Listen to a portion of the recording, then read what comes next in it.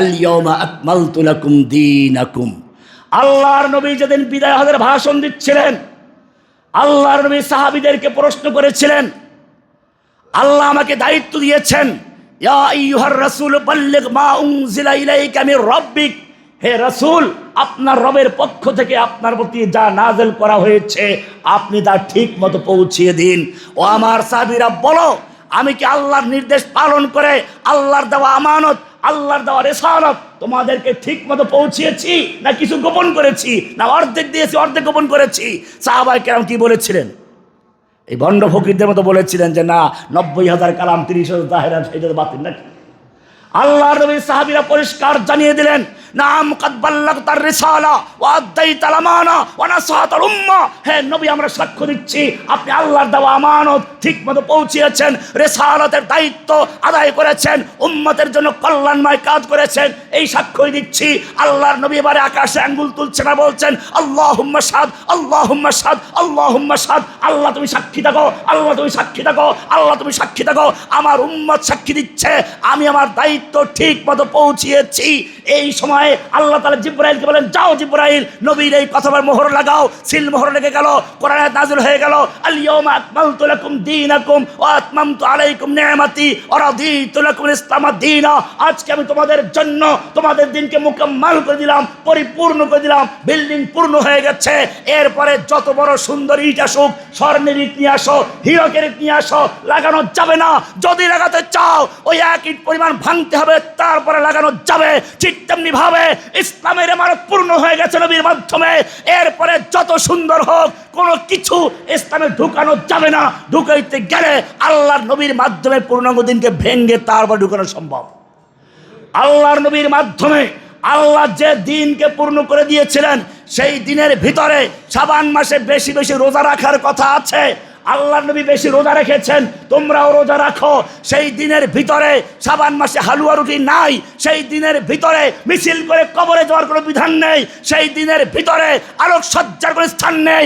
এগুলো যারা করবে তারা নবীর উম্মত নয়, দাজ্জালের উম্মত হতে পারে, ভণ্ড ফকির উম্মত হতে পারে, বেদাতি হতে পারে, মাজার পূজার হতে পারে, কবর পূজার হতে পারে, হিন্দু হতে পারে, মুসলমান হতে পারে না। আল্লাহ আযজা ওয়া জাল্লা ইয়াকুলু আল ইয়াওমা আকমালতু লাকুম দীনাকুম। আল্লাহ বলেছেন, আল ইয়াওমা আকমালতু লাকুম দীনাকুম, আমি দিনকে পূর্ণ করে দিয়েছি। ফামাযা লাম ইয়াকুন ইয়াওমা ইযিন দীনান ফালাইসা আল ইয়াওমা দীনা। আল্লাহ তাআলা তার নবীর মাধ্যমে যেই দিন দিনকে পূর্ণ করেছিলেন, মুকাম্মাল করেছিলেন, পরিপূর্ণ করেছিলেন, সেই দিন ইসলামে যা প্রবেশ করেছে ওইটা ইসলাম। এরপরে যা কিছু নতুন ঢুকানো হবে ইসলাম নয়, সেটা বেদাত হতে পারে, ভণ্ডামি হতে পারে, গুন্ডামি হতে পারে, ইসলামকে ধ্বংস করার পরিকল্পনা হতে পারে, বেদাত হতে পারে, সুন্নাহ হতে পারে না। এটা পরিষ্কার। লাইলাতুল বারাত, এখানেও সেই বাড়াবাড়ি ছাড়াছাড়ি আছে। কিছু হাদিস, এক তো হচ্ছে শাবান মাস, রমজানের আগের মাস, সেই হিসাবে গুরুত্ব অবশ্যই আছে।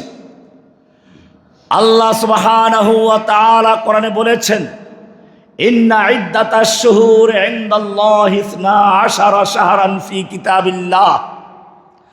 আল্লাহ রাব্বুল আলামিন যেই দিন আসমান এবং জমিন সৃষ্টি করেছেন, সেদিন থেকে আল্লাহর এলেমে, আল্লাহর কিতাবে বছরে মাস হচ্ছে 12টি, আর সেই 12টার একটা মাস হচ্ছে শাবান। এ হলো প্রথম বিষয়। 2 নম্বর বিষয়, আবু মুসা আশআরী রাদিয়াল্লাহু তাআলা আনহু থেকে আল্লাহর রাসূল সাল্লাল্লাহু আলাইহি ওয়াসাল্লাম থেকে বর্ণিত, তিনি বলেছেন, ইন্নাল্লাহা লা ইয়াত্তালিউ ফি লাইলাতিন নিসফি মিন শাবান। আল্লাহ তাআলা শাবান মাসের মধ্য রজনীতে উকি মারেন, ইত্তালা লা ইয়াত্তালিউ, উকি মারেন, তাকান। ফায়াগফিরু লিজামিই খালকিহি, আল্লাহ তাআলা সমস্ত মাখলুককে ক্ষমা করে দেন। ইল্লা লিমুশরিকিন, কিন্তু 2 রকমের লোককে ক্ষমা করেন না, একটা হচ্ছে মুশরিক আর একটা মুশাহিন। মুশরিককে আল্লাহ ক্ষমা করবেন না, এই বিষয়ে গত জুমা আলোচনা করেছি অন্য এক মসজিদে। দ্বিতীয়টি হচ্ছে মুশাহিন, হিংসুক, যারা মানুষকে ঘৃণা করে, মানুষের ভালো দেখতে পারে না। কোরআনে আল্লাহ রাব্বুল আলামিন সূরা নিসার শুরু থেকে অনেকগুলো গুনাহে কাবিরার কথা উল্লেখ করেছেন। মারাত্মক গুনাহ কি কি উল্লেখ করেছেন? মানুষকে খুন করা, পিতামাতার অবাধ্য হওয়া, এতিমের মাল ভক্ষণ করা, এই রকম সব বড় বড় গুনাহগুলো উল্লেখ করার পরে 32 নম্বর আয়াতে গিয়ে বলেছেন, ওয়ালা তাতামান্নাউ মা ফাদ্দালাল্লাহু বিহি বা'দাকুম আলা বা'দ। খবরদার, তোমাদের মধ্যে একজনের উপর আরেকজনকে আল্লাহ প্রাধান্য দিয়েছেন।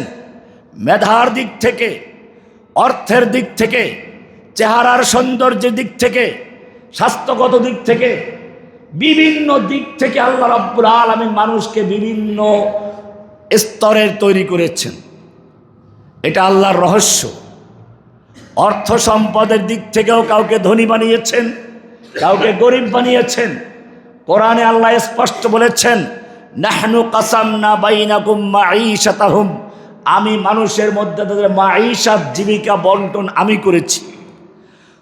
তুমি কেন কাউকে ধনী করলে, কাউকে গরিব করলে?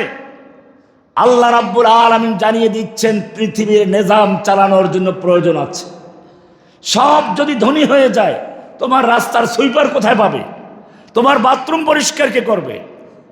এই জন্য আল্লাহ তাআলা বলেছেন, আমি নিজেই এভাবে বন্টন করেছি, কিন্তু জেনে রাখো তোমাদের ধনীদের মালের মধ্যে গরিবের অধিকার আছে। অফি আমওয়ালিহিম হাক্কুন লিসাইলি ওয়াল মাহরুম, ধনীদের মালের মধ্যে গরিবদের অধিকার রয়েছে। সুতরাং শাহনা, হিংসা, বিদ্বেষ, এটা গুনাহে কাবিরাগুলোর মধ্যে সবচেয়ে বড় একটি গুনাহ। বরং অন্যান্য গুনার উৎস হচ্ছে এটা। আমরা যদি ইতিহাস তালাশ করি, মানব ইতিহাসের আগে জান্নাত থেকে প্রথম যেই রোগটা শুরু হলো, ইবলিস যেই কারণে আদমকে সেজদা করলো না, সেখানেও ছিল শাহনা, বিদ্বেষ, হিংসা। আদমকে আল্লাহ সৃষ্টি করেছেন মাটি দিয়ে, আমাকে সৃষ্টি করেছেন আগুন দিয়ে। আনা খায়রুম মিনহু, আমি আদমের চেয়ে ভালো। খলাকতানি মিন নারিন ওয়া খলাকতাহু মিন তিন, তুমি তাকে সৃষ্টি করেছো মাটি দিয়ে, আমাকে আগুন দিয়ে। আগুনের গতি হচ্ছে ঊর্ধ্বে, মাটির গতি নিম্নে। আগুন নিচে জ্বালালে উপরে উঠে, মাটি উপরে ছুঁড়ে মারলো নিচে পড়ে। অতএব যুক্তির কথা হলো, আদম আমার সামনে মাথা নত হবে, আমি আদমের সামনে মাথা নত করব না।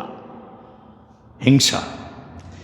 আরো সামনে চলুন, মানব ইতিহাসের প্রথম পৃথিবীতে যে অন্যায় সংগঠিত হয়েছে, আদম আলাইহিস সালামের এক পুত্র আর এক পুত্রকে খুন করে বসলো। সেখানেও কারণ ছিল শাহনা, হিংসা, বিদ্বেষ। কেন? তার স্ত্রী সুন্দর হবে, আমি সুন্দরীটাকে নিব। কোরবানি পেশ করা হলো। আল্লাহ বলছেন, ফাতুকুব্বিলা মিন আহাদিহিমা ওয়া লাম ইউতাকাব্বাল মিনাল আখার।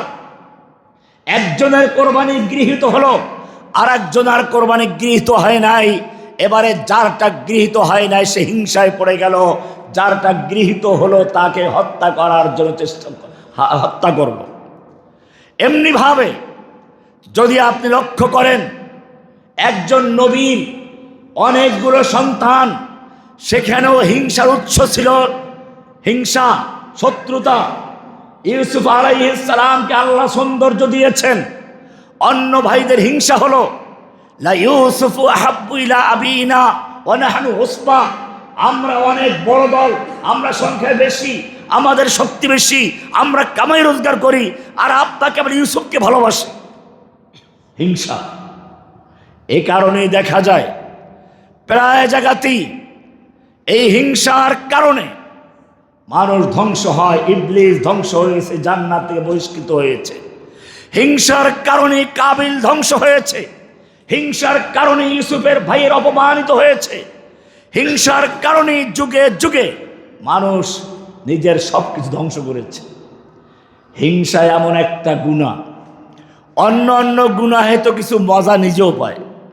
চুরি করে যে সে কিছু মাল পায়, যে মদ খায় সে কিছু আনন্দ পায়, যে জেনা করে সেও কিছু আনন্দ পায়। কিন্তু হিংসা এমন এক গুনাহ যেই গুনায় কোনো মজা তো নাই, উল্টা নিজে জ্বলে পড়ে মরে, রাত্রে ঘুম হয় না। কেন ও পরীক্ষা ভালো করলো, কেন ওর ব্যবসা ভালো হলো, কেন ওর ছেলেটা পাস করলো, কেন ওর ছেলেটা ধ্বংস হলো না, কেন ওর 3টা পুত্র সন্তান হলো, আমার 3টা মেয়ে হলো। এই যে হিংসা এসে সারা রাত্র ঘুমাতে পারছে না, এটা যার বিরুদ্ধে হিংসা করছে সে কি জানে? সে জানেও না। অথচ এই বেচারার ঘুম হচ্ছে না, খাবার নষ্ট হচ্ছে, খাবার খেতে পারছে না, ঘুমাতে পারছে না, এরকমভাবে তার স্বাস্থ্য নষ্ট হয়ে যাচ্ছে। এটা হচ্ছে হিংসার পরিণতি। এই কারণে আল্লাহ রাব্বুল আলামিন এই সবে বারাতে, লাইলাতুল বারাতে বলা হয়েছে, ইন্নাল্লাহা লা ইয়াত্তালিউ ফি লাইলাতিন নিসফি মিন শাবান। আল্লাহ তাআলা শাবান মাসের মধ্য রজনীতে দুনিয়ার দিকে উকি মারেন, তাকান, ফায়াগফিরু লিজামিই খালকিহি। আল্লাহ তাআলা তার সমস্ত মাখলুককে ক্ষমা করেন, ইল্লা লিল মুশরিকিন। কিন্তু 2 প্রকার মানুষকে ক্ষমা করেন না। এক প্রকার হচ্ছে মুশরিক, আল্লাহর সঙ্গে যারা শিরিক করে, মসজিদে গেলে আল্লাহর হুকুম মানে, বাহিরে গেলে মেম্বার চেয়ারম্যানের হুকুম মানে, মসজিদে গেলে আল্লাহর হুকুম মানে, আদালতে গেলে মানব রচিত আইনের বিচারকদের হুকুম মানে, মসজিদে গেলে আল্লাহর হুকুম মানে, সংসদে গেলে মন্ত্রী এমপিদের হুকুম মানে। যারা আল্লাহকে এক জায়গায় মানে আর এক জায়গায় মানে না, এই মুশরিককে আল্লাহ ক্ষমা করবেন না। লা ইলাহা ইল্লাল্লাহ পড়ে সবাই। লা ইলাহার মানিটা কি? লা ইলাহার মানি লা ইলাহা, নেই কোনো মাবুদ। মাবুদটা কি? যার আব্দিয়ত করা হয়, গোলামি করা হয়, দাসত্ব করা হয়। দাসত্ব কি জিনিস? যার হুকুম পালন করা হয়। তাহলে আপনি মসজিদে হুকুম মানবেন আল্লাহর, আর সমাজে মেম্বার চেয়ারম্যানের হুকুম। মসজিদে হুকুম মানবেন আল্লাহর, আদালতে গেলে বিচারক জজ সাহেবের হুকুম কার্যকর হয়। মসজিদে হুকুম মানবেন আল্লাহর, সংসদে গেলে মন্ত্রী এমপিরা আল্লাহর আইন বাতিল করবে। আইন তৈরি করতে পারে কতটুকু? যতটুকু আল্লাহর আইনে আছে ওটা ঠিক রেখে তার সাথে সাংঘর্ষিক না হয় এমন আইন তৈরি করা জায়েজ। কারেন্টের বিল কি হবে, রাস্তার ট্যাক্স কি হবে, ব্রিজের বিল কি হবে, এই আইন তৈরি করা জায়েজ। কিন্তু আল্লাহ রাব্বুল আলামিন যে আইন দিয়েছেন, সেই আইনগুলো যারা বাতিল করে, বিকল্প আইন তৈরি করে, আল্লাহ বলছেন আল্লাহু ইয়াহকুমু, আল্লাহ বিধানদাতা, আল্লাহ নির্দেশ জারি করেন, আল্লাহ হুকুম দেন, আল্লাহ আইন দান করেন। লা মুআক্কিবা লিহুকমিহি, আল্লাহর হুকুমকে পশ্চাতে ফেলে দেওয়া, আল্লাহর হুকুম বাতিল করার অধিকার কারণে। সুতরাং যারা মুশরিক, আল্লাহ এদের ক্ষমা করবেন না।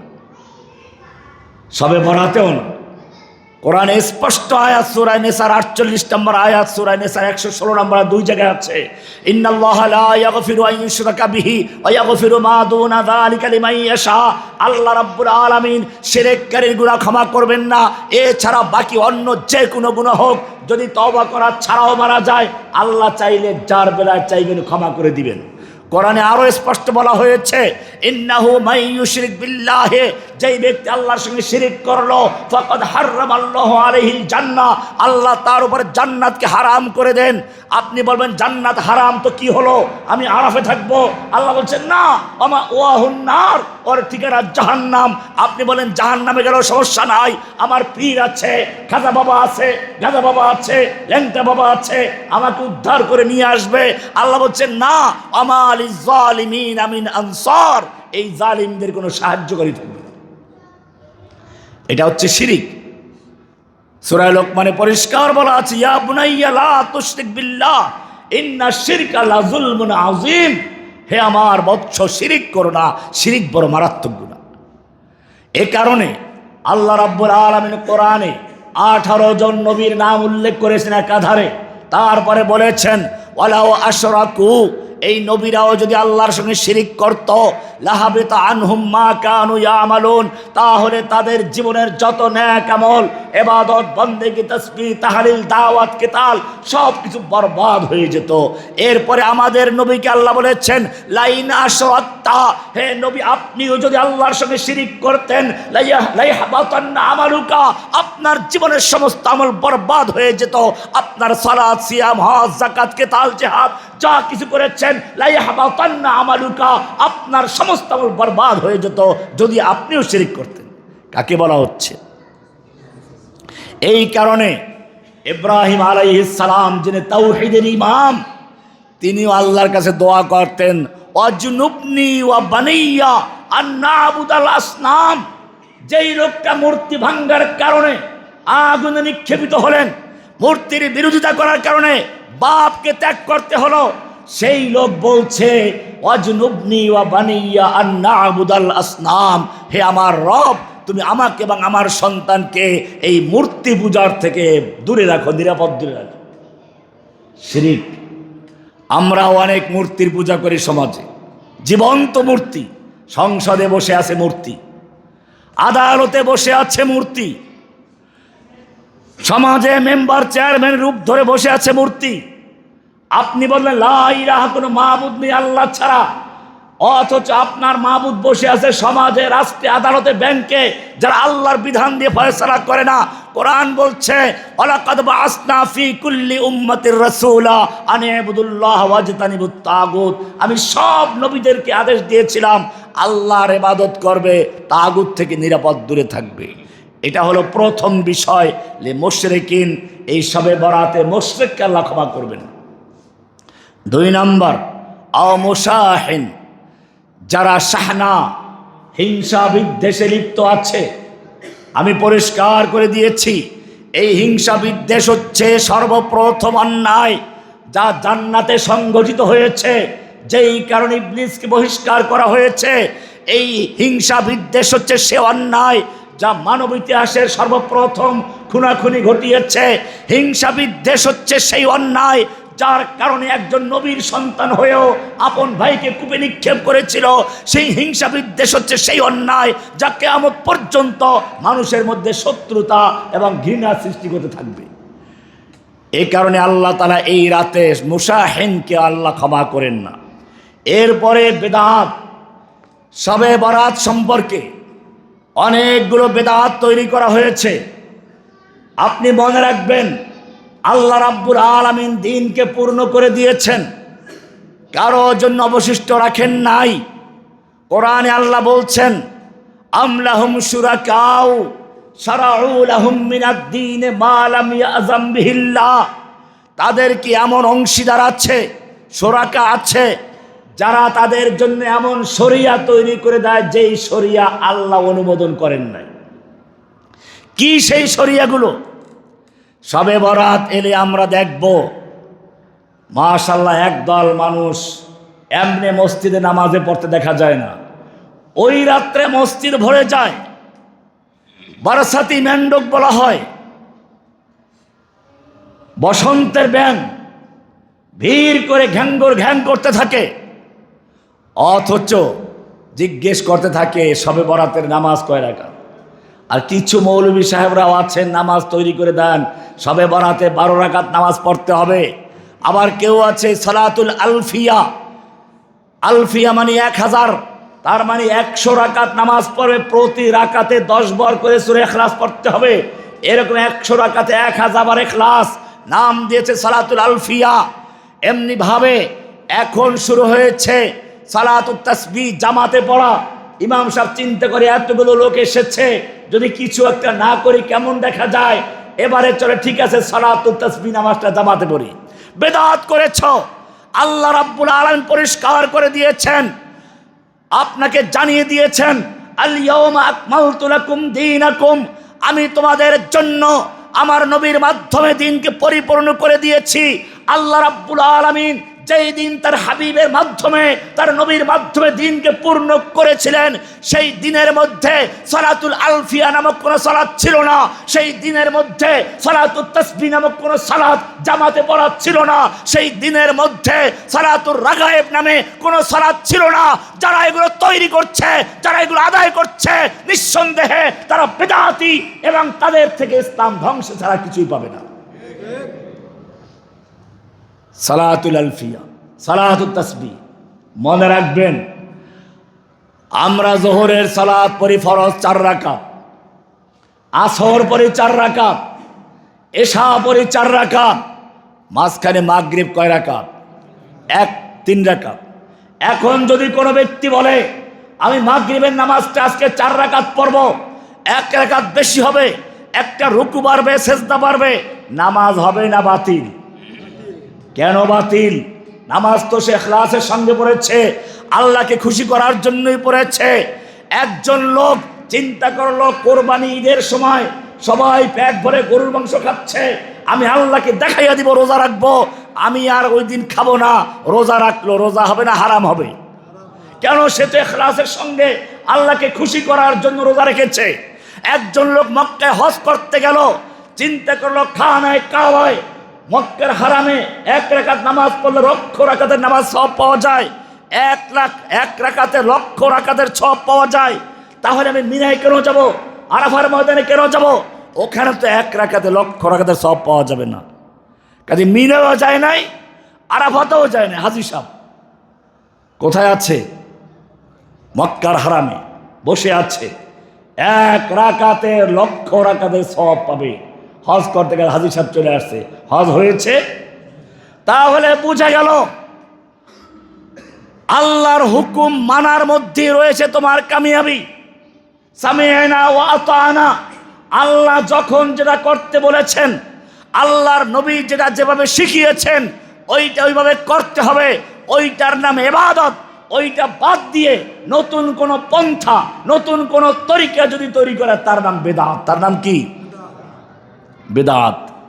আপনি বলবেন এখন বেদাতিরা বলে নবীর যুগে রেলগাড়ি ছিল না, নবীর যুগে প্লেন ছিল না, আপনি প্লেনে হজ করতে যান কেন?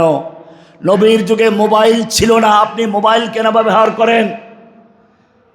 আমরা করলি দোষ, আপনারা করলে দোষ হয় না। এরা বেদাতের অর্থই জানে না। ভালো করে বুঝুন বেদাত কাকে বলে। বেদাত বলা হয়েছে মান আহদাসা ফি আমরিনা হাযা মা লাইসা মিনহু ফাহুয়া রাদ।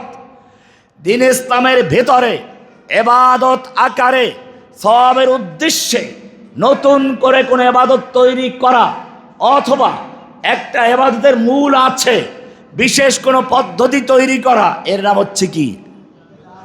যেটা সওয়াবের উদ্দেশ্যে করা হয়। মোবাইল ব্যবহার মানুষ সওয়াবের উদ্দেশ্যে করে। প্লেনে হজ করতে যায় সওয়াবের উদ্দেশ্যে প্লেনে ওঠে। আগে লাঙ্গল জোয়াল দিয়ে হাল চাষ চড়তো, এখন হাল চাষ করে ট্রাক্টর দিয়ে, সওয়াবের উদ্দেশ্যে করে নাকি? তাহলে বেদাতিরা আল্লাহর দ্বীনকে ধ্বংস করার জন্য বেদাতের সংজ্ঞা পর্যন্ত ঘুরিয়ে দেয়, কারণ এই রাত্রে ওদের হালুয়া খেতে হবে। যেই সময়টা ছিল ইবাদত করার জন্য, যায়্যানা লাহুমুশ শাইতানু আমালাহুম, শয়তান ওদের সামনে কিছু আমল সাজিয়ে গুছিয়ে দিল। মেয়ে লোকেরা সারা রাত্র এই দিন রুটি বানায়, হালুয়া বানায়, আর পরের দিন তারা বিভিন্ন আত্মীয় স্বজনের বাসায় পাঠায়। জিজ্ঞেস করা হলো হালুয়া রুটি কেন খাও? মৌলভী সাহেব আপনি তো আশিকে রাসূল না, আপনি জানেন না আল্লাহর নবীর যেদিন দান শহীদ হয়েছিল সেদিন তিনি গরুর গোশত, মাংস, উটের মাংস চাবাতে পারছিলেন না, রুটি চাবাতে পারছিলেন না, সেই জন্য হালুয়া রুটি খেয়েছিলেন, নরম রুটি, নরম হালুয়া। আমরা সেটা স্মরণ করে নবীর মহব্বত ইশকের পরিচয় দিই। কি আশিকে রাসূল! আল্লাহর নবীর দান শহীদ হয়েছিল কোন যুদ্ধে? উহুদের যুদ্ধে। উহুদের যুদ্ধ হয়েছিল কোন মাসে? শাওয়াল মাসে, রমজানের পরের মাসে। নবীর দান শহীদ হলো রমজান মাসের পরে শাওয়াল মাসে, আর তুমি নবীর ইশকের পরিচয় দিয়ে হালুয়া রুটি খাচ্ছ কোন মাসে? শাবান মাসে। কি শয়তানি আমল!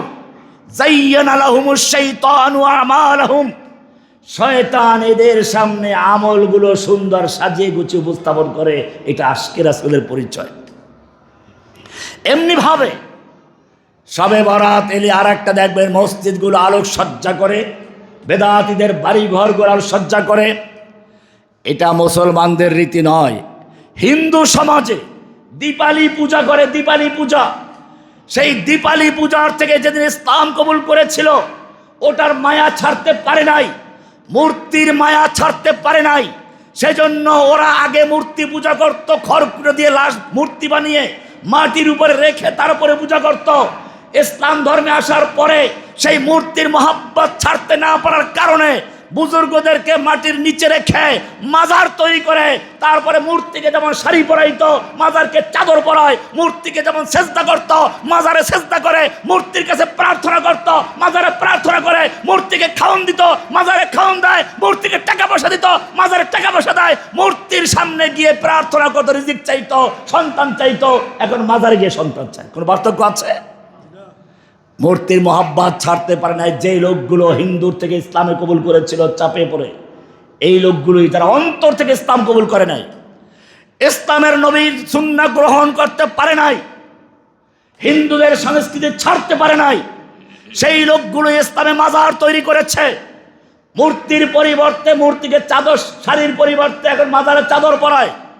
এই লোকগুলোই যারা একসময় হিন্দু ছিল, হিন্দু ধর্মে মায়া ত্যাগ করতে পারে নাই, ইসলাম গ্রহণ করার পরে সেই লোকগুলো দীপালি পূজার পরিবর্তে শবে বরাতে এসে ঘর সাজায়, আলোকসজ্জা করে, মসজিদ সাজায়, মাজার সাজায় এবং রাস্তাঘাট সাজিয়ে সাজিয়ে তারপরে হিন্দুদের সেই পূজাকে স্মরণ করে।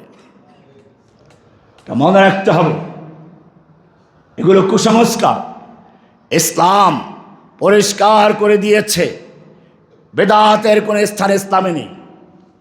এই রাত্রে কবরস্থানে চলে যায়, একটা হাদিস তৈরি করা হয়েছে আয়েশা রাদিয়াল্লাহু তাআলা আনহা থেকে বর্ণিত। তিনি বলছেন যে শাবান মাসের এক রাতে আমি আল্লাহর রাসূলকে বিছানায় পেলাম না, হারিয়ে ফেললাম। তখন আমি উঠে গেলাম, দেখলাম আল্লাহর নবী সাল্লাল্লাহু আলাইহি ওয়াসাল্লাম কবরস্থানের দিক থেকে আসতেছেন। লম্বা হাদিস। যদি এই হাদিসটাকে আমরা মেনেও নেই, মুহাদ্দিসিনে কেরাম হাদিস থেকে কেউ জাল বলেছেন, কেউ দুর্বল বলেছেন, কেউ ভুয়া বলেছেন, তর্কের খাতিরে যদি মেনেও নেই, আল্লাহর নবী কি জামাত সহ চলে গেছিলেন? সাহাবায়ে কেরামদের সাথে নিয়েছিলেন? আবু বকর ওমরকে নিয়েছিলেন? যে আবু বকরকে আল্লাহর নবী হিজরতের সময় সাথে নিলেন, যেই বিলালকে আল্লাহর নবী মেরাজে গিয়েও তার আওয়াজ শুনতে পান, রাতের বেলায় কবরস্থানে চলে গেলেন, তাকে বললেন না, বিলালকে নিলেন না, আবু বকরকে নিলেন না, ওমরকে নিলেন, হামজাকে নিলেন না, আবু তালেবকে নিলেন না। আবু তালেব তো ছিলই না সময়। তাহলে নবী যদি গোপনে গিয়ে থাকেন, তুমি প্রকাশ্যে যাও কি জন্য? কবর জিয়ারত করা যায়, খুব ভালো করে শুনুন।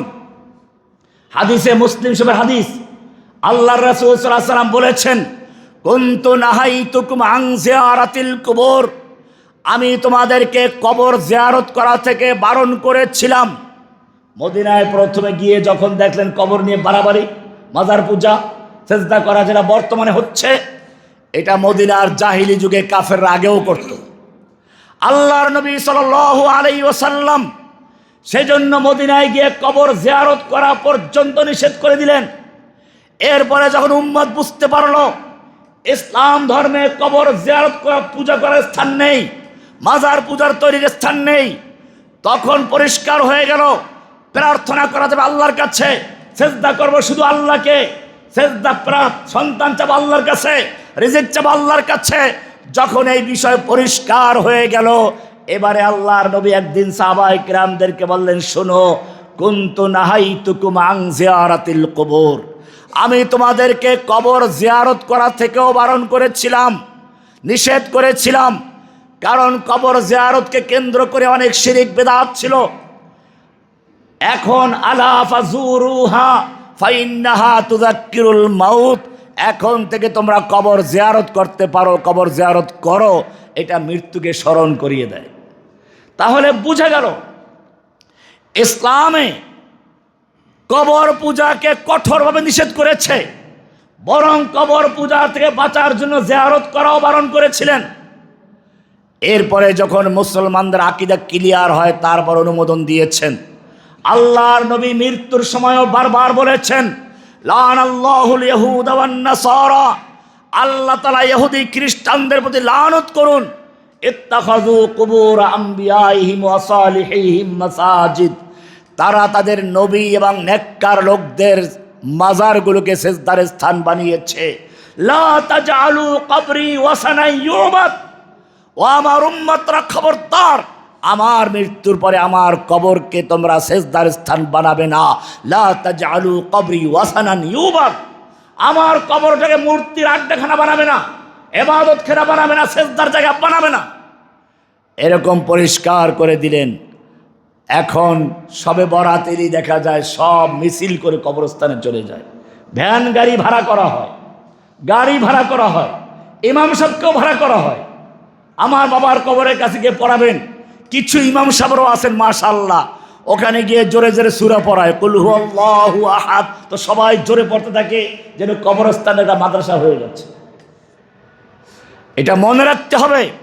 আপনি যতই আবেগ দিয়ে পড়ান আর যতই ইখলাসের সঙ্গে পড়ুন, ওই যে ঈদের দিনে রোজা রাখা যেরকম হারাম, হজ করতে গিয়ে মক্কার খানায় কাবায় লক্ষ রাকাতের আশায় হজ করতে আরাফাতের ময়দানে গেল না, মুজদালিফায় গেল না, মিনায় গেল না, মক্কায় বসে আছে 1 লাখ রাকাতের সওয়াব পাবে। এই বেটা সওয়াব পাবে না, গুনাহ করলো, হজ বাতিল হয়ে গেল। এই জন্য মনে রাখতে হবে, বেদাত ইসলামে এমন কতগুলো গুনাহ। অন্য অন্য জেনাকার, চোর, ছিনতাইকারী তওবা করার সুযোগ আছে, সে তো গুনাহ করে, গুনাহ মনে করে। মদখোর মদ খায়, সওয়াব মনে করে না গুনাহ মনে করে? চোর চুরি করে, সওয়াবের কাজ মনে করে না গুনাহ মনে করে? জেনাকার জেনা করে, সওয়াবের কাজ মনে করে না গুনাহ মনে করে? যেহেতু আপনি জানেন আমি গুনাহ করেছি, এক সময় আল্লাহ তাআলা চাইলে তওবা করার সুযোগ আসতেও পারে। কিন্তু বেদাতি যারা, তারা বেদাত করে, সওয়াবের কাজ মনে করে না গুনার কাজ মনে করে? সওয়াবের কাজ মনে করে, ইবাদত মনে করে। তারা এই হালুয়া রুটি খাইলে এটা হবে সেটা হবে। আল্লাহ নবী দান দান শহীদ হয়ে গেছে। আরে বেটা, আল্লাহ নবী দান দান শহীদ হয়েছিল কি কারণে? সেই কাজটা কর। আল্লাহর নবী দান দান শহীদ হয়েছিল কেন সেটা পড়ো। লোহার পোশাক পরে আছেন, মাথায় হেলমেট পরে আছেন, কাফের দেখলো, তীর আঘাত করলে চলবে না, তলোয়ারের আঘাত করলেও ঢুকবে না। তখন সে একটা শক্ত লোহার তলোয়ার নিয়ে আসলো, নবীর মাথায় জোরে আঘাত করলো, লোহার হেলমেটটা ভেঙে গাল দিয়ে ঢুকে দুটো দাঁতে আঘাত করলো, দাঁত পড়ে গেল, লোহা ঢুকে রইল। একজন লোক সেই লোহা বের করার জন্য যুদ্ধের পরে দাঁত দিয়ে কামড় দিয়ে টান দিলেন, তার দুটো দাঁত পড়ে গেছে, নবীর মুখটা রক্তে রঞ্জিত হয়ে গেছে। তুমি কবিতা পড়া শুরু করলা, कर दिया जंगे उहुद में मुस्तफा दंदा शहीद, ये शरीयत ये खिलाफत हमको मिलने के लिए কবিতা পড়লা।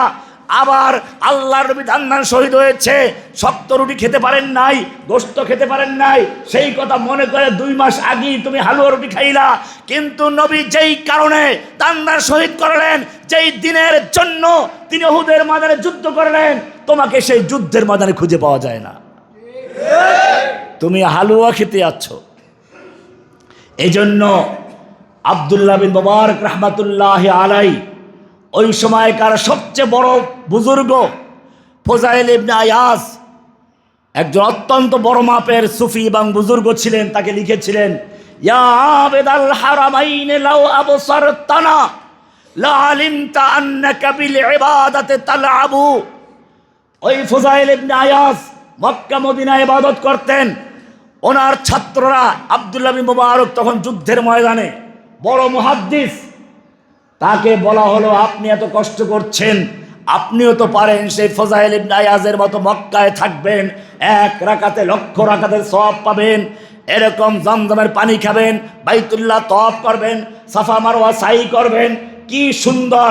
সবচেয়ে বড় কথা, আল্লাহর নবী যেই জমিনে বড় হয়েছেন, হাঁটাহাঁটি করেছেন, সেইখানে আপনি চলতে ফিরবেন, হাঁটতে পারবেন, এত মর্যাদা আপনিও লাভ করতে পারেন। ফুজাইলের আপনি তাই করছে, ফুজাইলের মতো আপনিও তো হতে পারেন।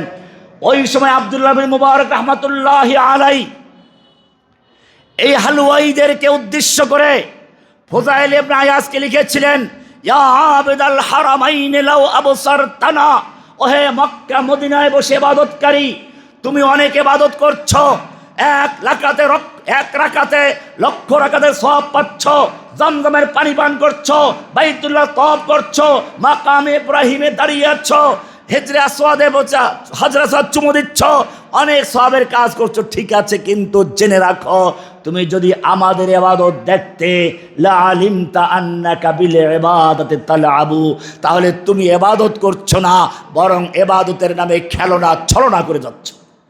কেন? মান কানা ইয়াখযিবু খাদ্দাহু বিদুমুইহি ফানুহুরুনা বিদিমাইনা তাতাখাদ্দাবু। তুমি আল্লাহর নবীর মহাব্বতের পরিচয় দিয়ে সবে বরাত আসলে পরে নবীর দান শেখাস হয়েছে, দাঁত ভেঙে গেছে, হালুয়া রুটি খাও, তোমার যখন ইবাদত করতে জজবা আসে, নবীর মহাব্বতের চোখ দিয়ে পানি ঝরাও, ঠিক আছে, ভালো কথা, কিন্তু জানো আমরাও নবীকে মহব্বত করে, নবী যে এরকম উহুদের যুদ্ধের ময়দানে অবতীর্ণ হয়েছিলেন, লোহার পোশাক পরেছিলেন, আমরাও সেই যুদ্ধের ময়দানে যুদ্ধ করে যাচ্ছি। আমাদের যখন ইবাদতের জজবা আসে, তোমার যখন জজবা আসে চোখ দিয়ে পানি পড়ে, আমাদের যখন জজবা আসে চোখ দিয়ে পানি নয়, মাথা ভেঙে টুকরো টুকরো হয়ে দাঁত ভেঙে তারপরে রক্তে রঞ্জিত হয়ে যায়। তুমি যখন ইবাদত করতে বসো, রিহুল আবির লাকুম ওয়া নাহনু আবিরুনা রাহাজুস সানাবিক ওয়াল গুবারু লাতিয়াবু। তুমি যখন ইবাদত করতে বসো, দামি কাপড় পরে বসো, আতর গোলাপ খুশবু লাগাও, ভালো কথা, আল্লাহর নবী এগুলো লাগিয়েছেন, কিন্তু জেনে রাখো আল্লাহর নবীর আশিকের সত্যিকার পরিচয় দিতে গিয়ে নবী যেরকম ভাবে উহুদের ময়দানে ধুলামলিন যুক্ত হয়েছিলেন, ধুলাবালুর মধ্যে পড়ে গিয়েছেন, আমরাও যুদ্ধ করতে গিয়ে রাহাজুসানাবিকি ওয়াল গুবারুল আতিয়াবু, যুদ্ধের ময়দানে ঘোড়ার পায়ের অগ্নিস্ফুলিঙ্গ এবং ধুলাবালুগুলো আতর বানাই আমরা শরীরে মাখি। আমান কানা ইউতিবু খাইলাহু ফি বাতিলিন ফাখুয়ুলুনা ইয়াউমাল কারিহাতি তাতাবু।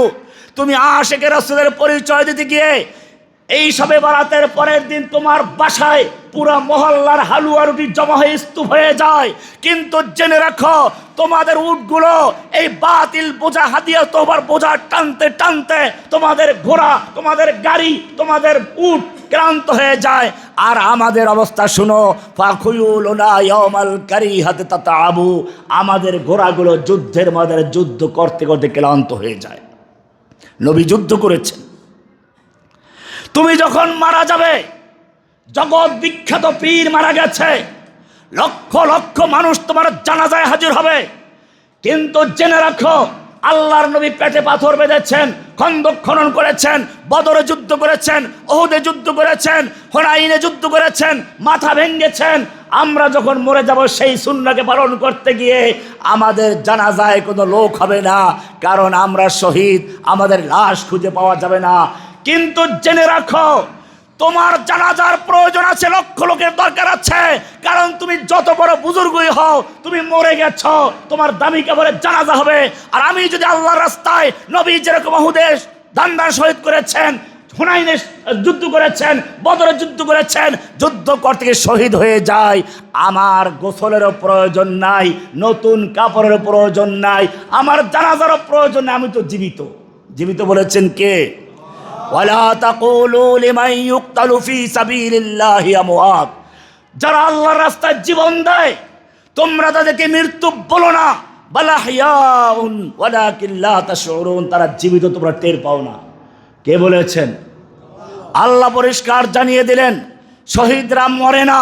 ওয়ালা তাহসাবান্নাল্লাযীনা কুতিলু ফি সাবিলিল্লাহি আমওয়াতা বাল আহইয়াউন ইনদা রাব্বিহিম ইরযাকুন ফারিহিনা বিমা আতাহুমুল্লাহু মিন ফাদলিহি। নবী শহীদরা মরেন না। নবী যেরকম ভাবে যুদ্ধের ময়দানে ধুলাবালু মিশ্রিত হয়েছেন, আমরা সেই ধুলাবালু লাগাচ্ছি। নবী রক্তাক্ত হয়েছেন, আমরাও রক্তাক্ত হচ্ছি। জেনে রাখো কিয়ামতের ময়দানে যখন এই শহীদরা উঠবে, রক্ত নিয়ে জামা কাপড়ে উঠবে, হাদিস বলেছে আদামুহু ইয়াসউবু দামান, তার জখমগুলো জুরহুহু ইয়াসউবু দামান, জখমগুলো তাজা হয়ে যাবে, তাজা রক্ত ঝরতে থাকবে, হাসরে বাজার উঠবে। আর যে তখন তাদেরকে রিহু লাউনুহু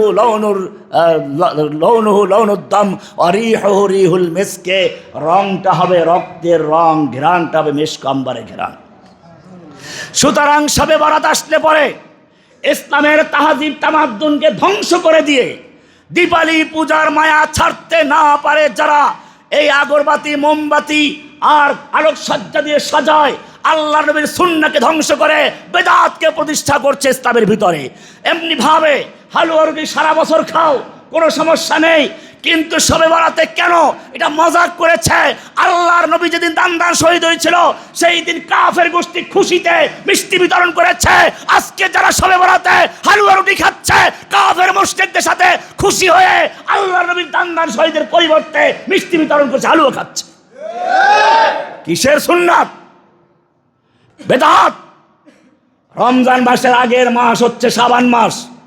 আল্লাহর নবী সাল্লাল্লাহু আলাইহি ওয়াসাল্লাম বেশি বেশি রোজা পালন করতেন। হাদিসে বলা হয়েছে আল্লাহর নবী সাল্লাল্লাহু আলাইহি ওয়াসাল্লাম বেশি বেশি এত রোজা রাখতেন, মনে করা হতো যেন পুরো মাসটাই রোজা রেখেছেন। বুখারী মুসলিমের হাদিসে এগুলো বলা আছে। রমজান মাসে আল্লাহ রাসূল সাল্লাল্লাহু আলাইহি ওয়াসাল্লাম এই শাবান মাসে বেশি রোজা রাখতেন, এমনকি পুরা মাসটাই রোজা রাখতেন। বেশি রোজার কি জন্য? হঠাৎ করে রমজান মাসে রোজা রাখার অভ্যাস না থাকলে কষ্ট হয়ে যাবে, সেই জন্য রমজান মাসে রাখতেন। আবার রমজানের আগে 2 দিন 3 দিন রোজা রাখতে বারণ করেছেন, যাতে করে একটু পার্থক্য হয়ে যায়। আল্লাহর নবী গোটা প্রায় শাবান মাস পুরোটাই রোজা রাখতেন। এমনিভাবে প্রতি মাসে আইয়ামে বীজের রোজা আছে, সেটা পালন করবেন। সেই হিসাবে শাবান মাসেরও 13, 14, 15 রোজা রাখেন, রাত্রি জাগরণ করেন, অসুবিধা নেই। হাদিস এ সম্পর্কে কিছু জাল হাদিস আছে, কিছু সহি হাদিস আছে। সেই জন্য আমি শুরুতেই বলেছিলাম এই শবে বরাত নিয়ে একদিকে বাড়াবাড়ি আর একদিকে ছাড়াছাড়ি। বাড়াবাড়ি হচ্ছে এরকম, এ রাত্রে পুরা সারা জীবনে নামাজ নেই, 1000 কলা গাছ একাত্র করলে একটা তাল গাছ হবে না। মনে রাখতে হবে, যদি তুমি সারা রাত্র নফল নামাজ পড়ো, 1 ওয়াক্ত ফরজ ফজরের নামাজের সমান হবে না। ফরজ নামাজের খবর নেই, ফরজ নামাজের খবর নেই, নফল নামাজ নিয়ে তারা টানাটানি শুরু করে। হ্যাঁ, ফরজ যারা ঠিক মতো পড়ে তারা যদি নফল বেশি করে, ফরজের কোনো ত্রুটি বিচ্যুতি থাকলে ওটা আল্লাহ পূর্ণ করে দিবেন কি দিয়ে? নফল দিয়ে।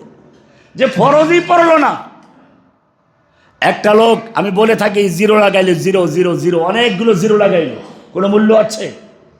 এই সাইনবোর্ড এলাকা থেকে শুরু করে একেবারে ঢাকার 0 পয়েন্ট পর্যন্ত 0 লাগছে, কোনো মূল্য আছে? কোনো মূল্য নাই। একটা 1 লেখলো আগে 1, এরপরে 1 শূন্য দিল মাত্র, কত হয়ে গেছে? 10 হয়ে গেছে, আর 1 শূন্য, 100, আর 1 শূন্য, 1000। 1 আছে, এখন সব কিছু মূল্য আছে। ঠিক তেমনি ভাবে তোমারও 1 হচ্ছে তাওহীদ, লা ইলাহা ইল্লাল্লাহ মুহাম্মাদুর রাসূলুল্লাহ। যেই কোনো ইবাদত করবে আল্লাহর হুকুম পালন করার উদ্দেশ্যে, রাসূলের তরিকায় করবে। আকিমুস সালাত হুকুম করেছেন আল্লাহ, কেমনে সালাত কায়েম করব তরিকা দিয়েছেন মুহাম্মাদুর রাসূলুল্লাহ। রাসূল যেভাবে সালাত আদায় করেছেন সেইভাবে সালাত আদায় করতে হবে, তাহলে তোমার ইবাদত হবে, নতুবা যত বড় নামাজ হবে না। এমনিভাবে কুতিবা আলাইকুমুস সিয়াম, সিয়াম ফরজ করেছেন আল্লাহ, কেমনে আদায় করতে হবে তরিকা দিয়েছেন মুহাম্মাদুর রাসূলুল্লাহ। রাসূলের তরিকায় রোজা রাখতে হবে।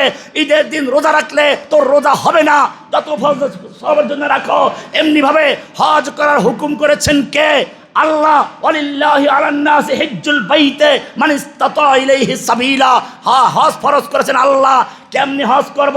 আল্লাহর নবী দেখিয়েছেন, খুযু আন্নি মানাসিকাকুম, খুযু আন্নি মানাসিকাকুম, আমার থেকে হজের কাজ শিখে নাও, এভাবে শিক্ষা দিয়েছেন। সুতরাং কেউ যদি নবীর তরিকা বাদ দিয়ে হজ করে মক্কায় বসে থাকে আর বলে 1 রাকাতে লক্ষ রাকাতের সওয়াব পাবো, আমি কেন মিনায় যাব, আমি কেন মুজদালিফায় যাব, মক্কায় থাকবো, তোর হজ হবে না, নবীর তরিকায় হয় নাই।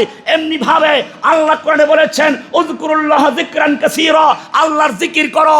জিকিরটাও করতে হবে মুহাম্মাদুর রাসূলুল্লাহ রসুলের তরিকা বাদ দিয়ে যদি ভণ্ডারি তরিকায় আশ্বাসী তরিকায় কোনো ভণ্ড পীরের তরিকায় জিকির করো, তোর জিকির হবে না, ওটা ভণ্ডামি হতে পারে, পীরের তরিকা হতে পারে, আল্লাহ নবীর তরিকা না।